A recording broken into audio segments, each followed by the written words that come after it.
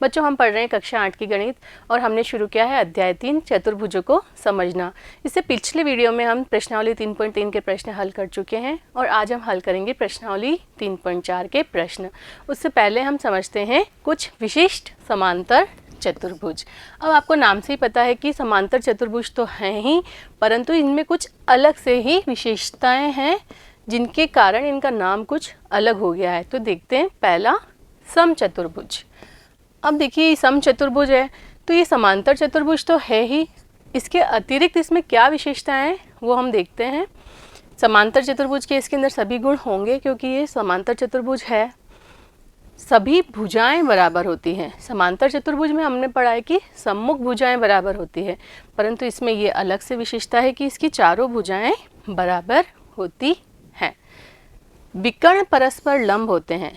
समांतर चतुर्भुज में हमने देखा कि विकर्ण परस्पर समद्विभाजित करते हैं और इसके अंदर विकर्णों में एक और विशेषता है कि विकर्ण एक दूसरे को लंबवत काटते हैं। लंबवत मतलब ये जैसे यहाँ काटा तो यहाँ जो कोण बनेगा वो कितने डिग्री के होंगे? सारे चारों कोण 90-90 डिग्री, मतलब समकोण पर एक दूसरे को काटते हैं तो परस्पर लंबवत होते हैं। तो क्लियर हुआ समचतुर्भुज क्या हुआ। समचतुर्भुज समांतर चतुर्भुज तो है ही, परंतु इसमें और क्या विशेषताएं हैं कि इसकी चारों भुजाएं बराबर होती हैं और विकर्ण परस्पर लंबवत होते हैं। क्लियर। दूसरा है आयत। आप पढ़ चुके हैं आयत, ये बनाया है एक आयत। आयत में क्या पढ़ते हैं हम कि सम्मुख भुजाएं बराबर होती हैं। क्लियर। तो ये भी एक समांतर चतुर्भुज है, तो समांतर चतुर्भुज के तो सभी गुण होंगे ही। इसके अतिरिक्त क्या है? सम्मुख भुजाएं बराबर होती हैं। इसमें प्रत्येक कोण 90 डिग्री का या समकोण होता है। पढ़ चुके हैं प्रत्येक कोण आयत का कितने डिग्री का होता है? 90 डिग्री का होता है और इसके विकर्ण बराबर माप के होते हैं। ये वाला विकर्ण और ये वाला विकर्ण लंबाई में बराबर होता है। ये क्लियर हुआ आयत। तो आयत में अतिरिक्त क्या विशेषता हुई कि जो इसके विकर्ण हैं बराबर होंगे और इसका प्रत्येक कोण समकोण होगा। क्लियर। तीसरा हम पढ़ेंगे वर्ग। देखिए वर्ग में क्या हुआ।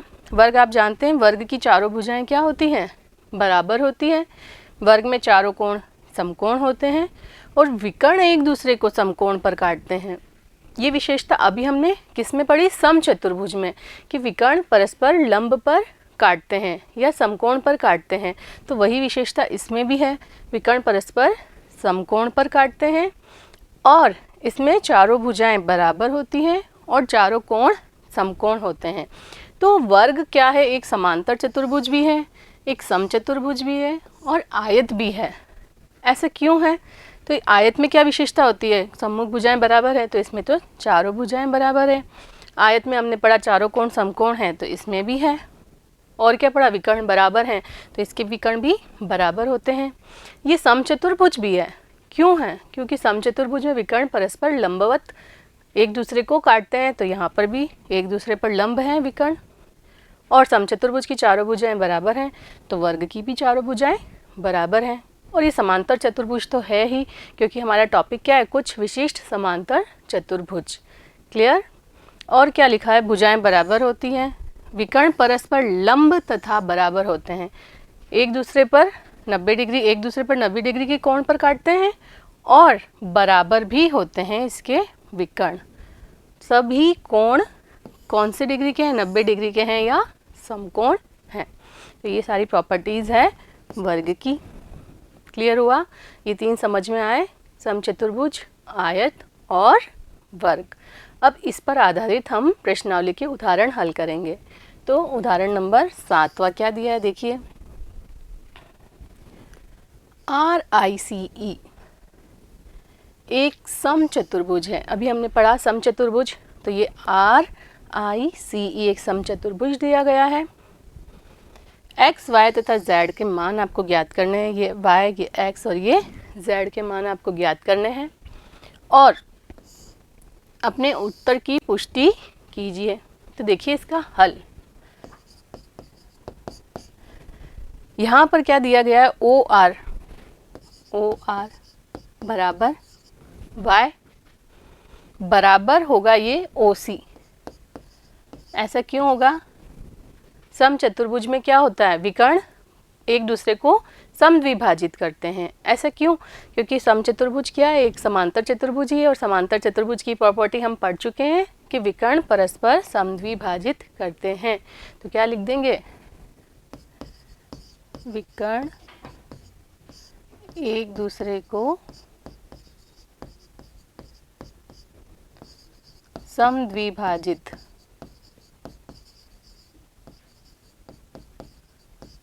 करते हैं। क्लियर? अब ये विकर्ण किसके, समचतुर्भुज में, समचतुर्भुज में विकर्ण एक दूसरे को समद्विभाजित करते हैं। इसलिए ओ आर बराबर वाई बराबर ओ सी, या y बराबर क्या हो गया, ओ सी का मान आपको दे रखा है 12, तो ओ आर का मान भी कितना आ गया, 12 सेंटीमीटर। क्लियर हुआ? नेक्स्ट, तथा ओ ई बराबर क्या है, ये x बराबर होगा ओ आई के। क्यों होगा? समचतुर्भुज में विकर्ण एक दूसरे को समद्विभाजित करते हैं, विकर्ण एक दूसरे को समद्विभाजित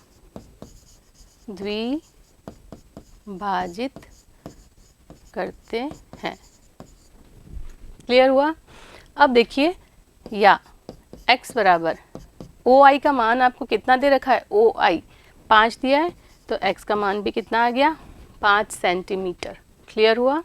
नेक्स्ट है आई आर का मान दिया है z, एवं आई आर बराबर z। ये किसके बराबर होगा? अभी हमने पढ़ा समचतुर्भुज की चारों भुजाएं क्या होती हैं, बराबर होती है। आपको एक भुजा 13 दी गई है, तो ये जो पूछी गई है z, वह भी कितनी होगी, 13। तो ये क्या लिख देंगे, z बराबर आर ई, या z बराबर 13 सेंटीमीटर। क्लियर हुआ? तो कोई भी प्रश्न दिया गया है तो आपको ये देखना है कि उस आकृति का क्या नाम दिया गया है, तो उसकी प्रॉपर्टीज़ आपको पता ही हैं, उनको यूज़ लेते हुए प्रश्न हल करना है। क्लियर? नेक्स्ट उदाहरण नंबर 8वां, देखिए क्या दिया गया है। आर ई एन टी एक आयत है, आर ई एन टी एक आयत है, इसके विकर्ण एक दूसरे को ओ पर प्रतिच्छेद करते हैं। ये इसका विकर्ण, ये दूसरा विकर्ण, ये ओ पर प्रतिच्छेद करते हैं। x का मान ज्ञात करना है आपको, ये x दिए गए हैं। यदि ओ आर बराबर 2x + 4 और ओ टी बराबर 3x + 1 है, तो आपको x का मान ज्ञात करना है। अब आपको कौन सी आकृति दी गई है यहाँ पर, आयत। आयत में हमने क्या पढ़ा, इसके विकर्ण बराबर होते हैं, तो विकर्णों का जो आधा है, तो इसकी आधा भाग है वह भी क्या होंगे, बराबर होंगे। एक दूसरे को समद्विभाजित करते हैं विकर्ण, तो इस विकर्ण का ये आधा भाग, इस विकर्ण का ये आधा भाग भी आपस में क्या होंगे, बराबर होंगे। तो देखिए हल, विकर्ण का नाम क्या है, टी ई बराबर एन आर। क्यों लिखेंगे, आयत के विकर्ण बराबर होते हैं, अतः इनके आधे भी बराबर होंगे। क्लियर? आधे क्या हैं इनके, इसका आधा ओ आर, इसलिए ओ आर बराबर हो जाएगा ओ टी के, ओ टी। समझ में आया? अब ओ आर का मान आपको दिया गया है 2x + 4, तो यहाँ लिख देंगे ओ आर की जगह 2x + 4 बराबर ओ टी 3x + 1, 3x + 1। पक्षांतर, ये समीकरण बन गई है कि इसको हल करना आता है आपको, चर भाग एक तरफ, अचर भाग दूसरी तरफ। पक्षांतरण करेंगे, या 2x यहीं रखा, 3x का पक्षांतरण किया तो चिन्ह बदल गया -3x। पहले से वहाँ क्या पड़ा है, 1 पड़ा ही है, +4 उधर चला गया तो हो गया -4। या बड़े का चिन्ह आता है 2x माइनस 3x करना है, 3 बड़ा है जिसका चिन्ह ऋणात्मक है तो उत्तर आएगा -x। उसी तरह यहाँ भी 4 बड़ा है जिसका चिन्ह ऋणात्मक है तो उत्तर आएगा -3। दोनों तरफ से माइनस हट गया तो x का मान कितना प्राप्त हुआ? 3। और x का ही मान आपको ज्ञात करना था। समझ में आया कैसे हुआ ये प्रश्न? तो अब हम शुरू करते हैं प्रश्नावली 3.4। प्रश्न पहला, देखिए क्या दिया गया है। बताइए कथन सत्य है या असत्य। आपको जो भी कथन दिए गए हैं वो आपको बताना है कि वो सत्य है या असत्य है। तो देखिए पहला, सभी आयत वर्ग होते हैं, क्या ये सही है? तो ये गलत है, असत्य है। कैसे? देखिए ये एक आयत दिया गया है, क्या ये वर्ग हो सकता है? वर्ग की क्या प्रॉपर्टी होती है कि इसकी चारों भुजाएं बराबर होनी चाहिए, परंतु आयत में तो क्या होता है, सम्मुख भुजाएं बराबर होती है, तो आयत वर्ग नहीं हो सकता। तो सभी आयत वर्ग होते हैं, ये असत्य है। क्लियर? दूसरा पॉइंट देखिए, सभी समचतुर्भुज समांतर चतुर्भुज होते हैं, ये सत्य है। क्यों सत्य है? क्योंकि हमने पढ़ा समचतुर्भुज तो क्या है, समांतर चतुर्भुज का ही विशिष्ट रूप है, तो ये सत्य है। क्लियर? नेक्स्ट पॉइंट, सभी वर्ग समचतुर्भुज और आयत भी होते हैं, ये भी हमने पढ़ा। वर्ग क्या होते हैं? समांतर चतुर्भुज भी होते हैं, समचतुर्भुज भी हैं और आयत भी है। इसमें सभी के गुण मौजूद है। कैसे? देखिए ये एक वर्ग है, तो वर्ग में आमने सामने की भुजाएं समांतर हैं और सम्मुख कोण बराबर हैं। सारे कोण इसके 90 डिग्री के हैं, सम्मुख कोण बराबर हैं, तो समांतर चतुर्भुज है। समचतुर्भुज वाली प्रॉपर्टी में क्या है, इसमें चारों भुजाएं बराबर हैं और इसके विकर्ण एक दूसरे को 90 डिग्री पर प्रतिच्छेद करते हैं, तो ये समचतुर्भुज भी है। आयत की क्या गुण है कि इसमें चारों कोण 90 डिग्री के होते हैं और विकर्ण बराबर हैं। क्लियर?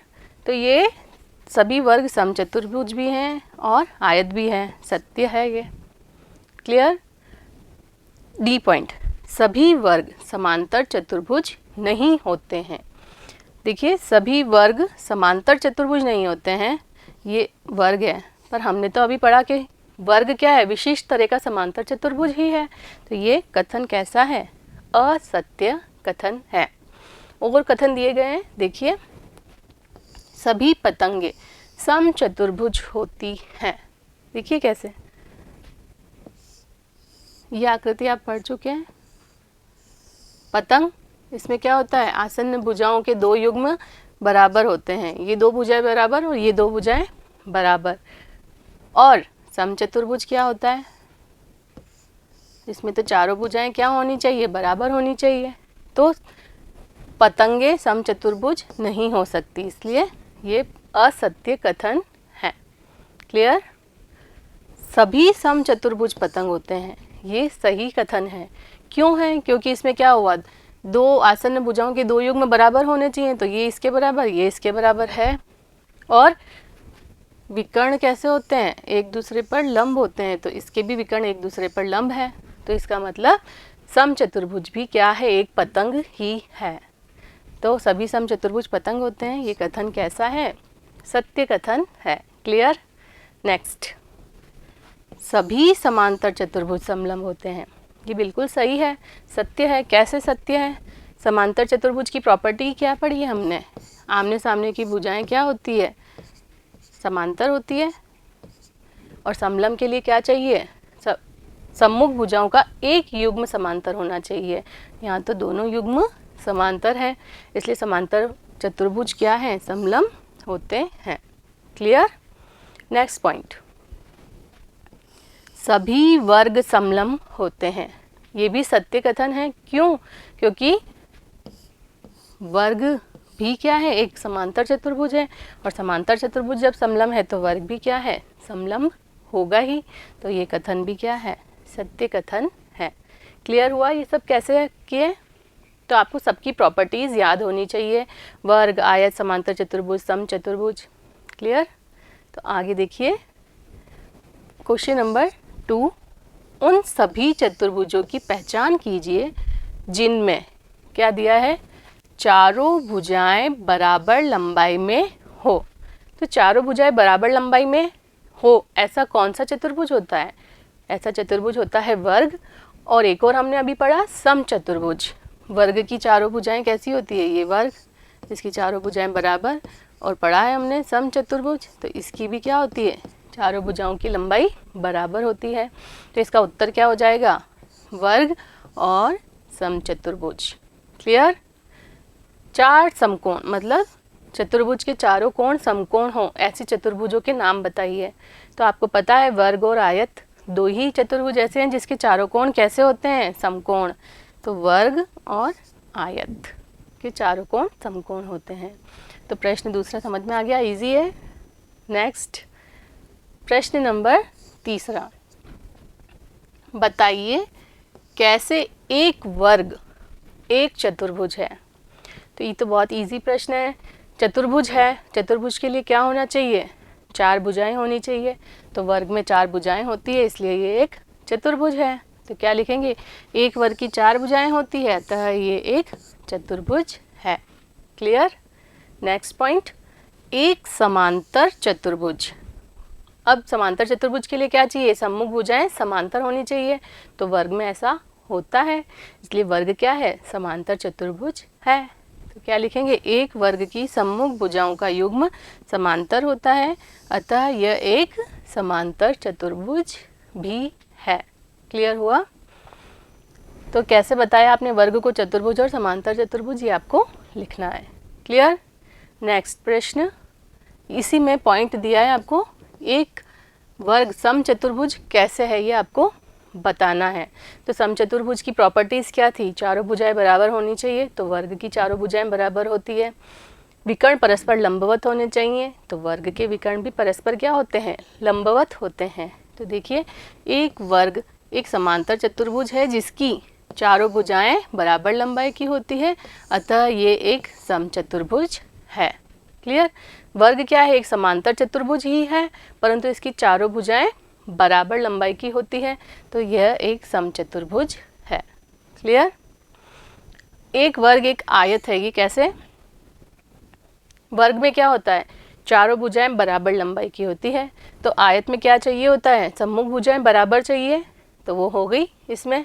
और चारों कोण समकोण होने चाहिए, तो वर्ग में भी होते हैं। तो क्या लिख देंगे? एक वर्ग एक समांतर चतुर्भुज है जिसका प्रत्येक कोण समकोण है, अतः ये एक आयत है। ये प्रश्न समझ में आया? आपको वर्ग को कैसे आयत बताना है, कैसे समचतुर्भुज बताना है, समझ में आ गया? तो चलते हैं अगले प्रश्न पर। प्रश्न नंबर चौथा। देखिए चौथे प्रश्न में क्या दिया गया है? एक चतुर्भुज का नाम बताइए जिसके विकर्ण कैसे हों? एक दूसरे को समद्विभाजित करते हैं। तो ये प्रॉपर्टी के विकर्ण एक दूसरे को समद्विभाजित करते हैं, ये किसकी है? समांतर चतुर्भुज की है कि विकर्ण एक दूसरे को समद्विभाजित करते हैं। अब समांतर चतुर्भुज की ये प्रॉपर्टी है, और हमने कुछ विशिष्ट समांतर चतुर्भुज भी पढ़े हैं जिनमें क्या क्या पढ़ा है? समचतुर्भुज, आयत और वर्ग। तो इसमें चतुर्भुजों के नाम पूछें तो कौन कौन से हो जाएंगे? समांतर चतुर्भुज, समचतुर्भुज, वर्ग और आयत। इन सब में ये प्रॉपर्टी होती है कि विकर्ण एक दूसरे को समद्विभाजित करते हैं। क्लियर? नेक्स्ट, एक दूसरे पर लंब समद्विभाजक होते हैं। तो ये भी अभी अभी हमने पढ़ा।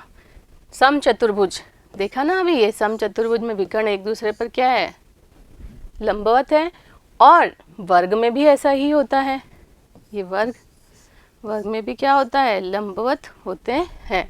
तो इसका उत्तर क्या हो जाएगा? समचतुर्भुज या वर्ग, जिनमें क्या होता है? विकर्ण एक दूसरे पर लंब समद्विभाजक होते हैं। क्लियर? तीसरा, बराबर हों। विकर्ण कैसे हों? बराबर हों। तो ये किसकी प्रॉपर्टी है? वर्ग और आयत में क्या होता है? विकर्ण बराबर होते हैं। तो वर्ग और आयत ऐसे हैं जिसके विकर्ण क्या होते हैं? बराबर होते हैं।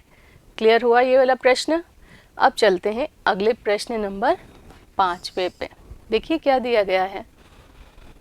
बताइए एक आयत उत्तल चतुर्भुज कैसे है? अब ये बताने के लिए आपको याद करना होगा, अभी हमने पढ़ा था उत्तल बहुभुज और अवतल बहुभुज। क्या प्रॉपर्टी पढ़ी थी? हमने पढ़ा था उत्तल बहुभुज के सभी अंतःकोण 180 डिग्री से कम होते हैं, और एक और पढ़ा था हमने कि उत्तल बहुभुज में विकर्ण का कोई भी भाग बहिर्भाग में स्थित नहीं होता है।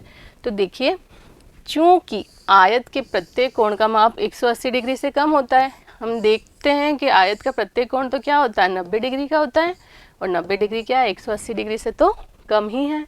तो इसका प्रत्येक कोण 180 डिग्री से कम होता है। साथ ही आयत के दोनों विकर्ण पूरी तरह, इसका ये एक विकर्ण, ये दूसरा विकर्ण, दोनों क्या है, आयत के अंदर ही, अभ्यंतर ही स्थित है, बहिर्भाग में स्थित नहीं है। इसका मतलब ये क्या है, एक उत्तल चतुर्भुज है। क्लियर हुआ? उत्तल चतुर्भुज बताने के लिए आपको क्या बताना होगा?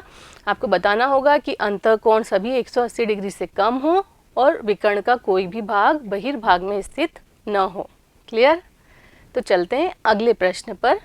प्रश्न नंबर 6। देखिए क्या दिया है। ABC एक समकोण त्रिभुज है। ABC समकोण त्रिभुज दिया है, मतलब इसका एक कोण समकोण है, तो ये बी पे आपको समकोण बना हुआ है। आगे, और O समकोण की सम्मुख भुजा का मध्य बिंदु है।